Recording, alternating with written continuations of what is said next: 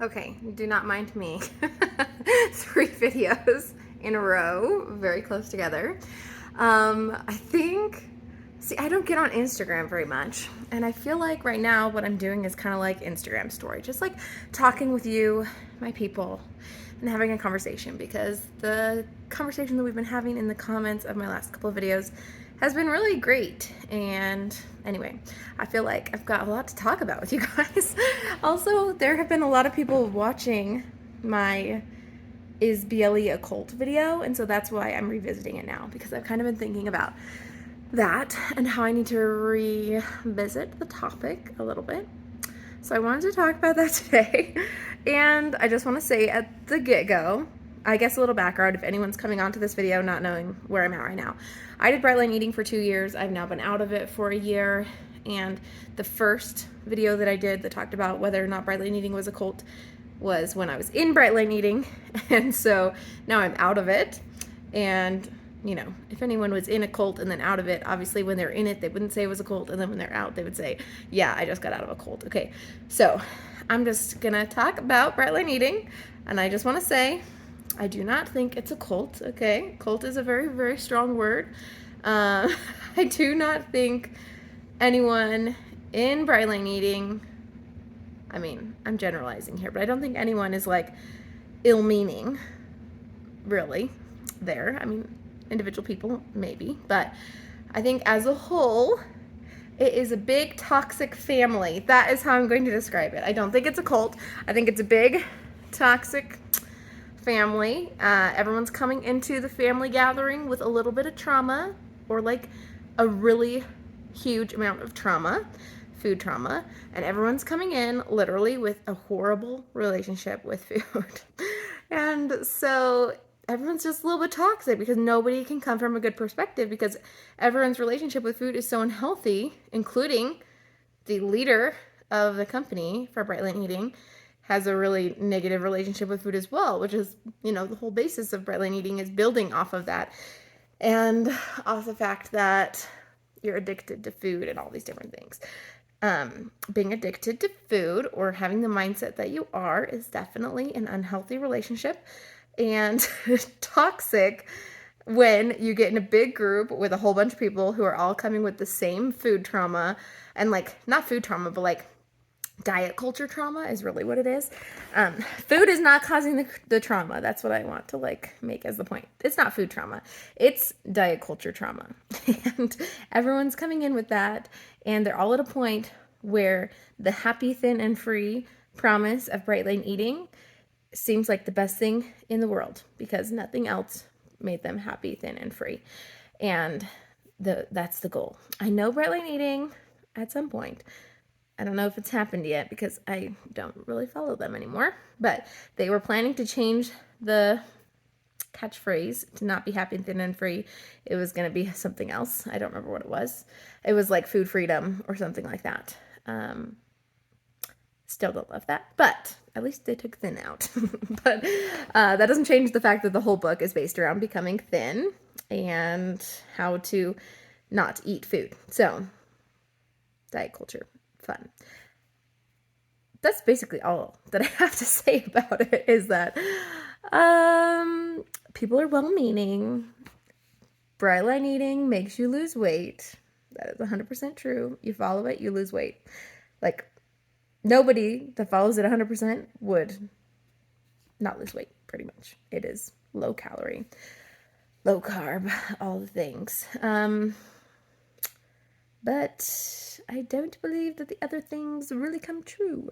Lots of people talk about freedom with bright line eating. I once talked about freedom with bright line eating because I felt in my twisted logic that as you became thinner, you had more freedom to do different things. And also, when you are in a binge restrict cycle, you are obsessed with food all the time. So like, because I'd been dieting forever, then I was constantly thinking about food, whether I was on a diet thinking about food or off a diet thinking about food and like binging on so many things all at once.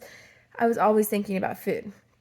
So when I was doing bright line eating, it was like, okay, the psychological part of it is everything's pre-planned, like you only have a set amount of each thing. So once you decide your set amount of each thing, like sure, you don't have to think about what you're going to eat for your next meal or whatever. Like it freed up a lot of that time you spend thinking of what food you're going to have, but it took up a lot of space thinking of like every time you wanted food, you're like, nope, can't have it right now. Nope, can't have it right now. Oh, I like that food. Nope, you can't like that food. You're never going to have that food. It doesn't matter if you need that food. And you try and convince yourself that you don't need it. Anyway, then you come in with support groups of people like telling you don't need these foods and like everyone coming in with their trauma. Okay. Anyway, it's just like a big Thanksgiving dinner where everyone is scared of everything. That's what it feels like in Brightline Eating. Everyone's like terrified. Nobody trusts themselves. Now, let me say, I came up with the name Confidently Katie while I was in the middle of Brightline Eating. And I truly was building confidence in some ways of myself. I had confidence I could stick to something. I had confidence that I could do things that other people thought was weird. I had confidence that I could, I don't know, pull off that jumper or whatever you call them. And I had that like confidence growing within me after, years and years of being like, never feeling like I could stick to anything more than a day or 5 or whatever. As I came out of Brightline Eating, my confidence has actually been able to grow in not like external factors. So it's been really, really nice to see a switch a little bit, because when I quit Brightline Eating, I was like, oh my gosh, what am I even confident in anymore? I have no idea. Because what I'd been sticking to for 2 years was like pulled out from underneath me kind of. And now I have confidence that I will do what is best for my body by listening to my body and embracing me, whether or not I am small or big, and really trying to figure out what I enjoy, what my goals are for the future, not like goals that society has for me, because all the goals I was making before, like, yes, I was setting those goals, but it was somebody else's like expectation of how I am or how I should be that was making me set those goals. Like I wasn't really like in my like, why would it be my goal to do a pull-up in my life unless people around me like were telling me that's a really cool, like strong thing to do in my life?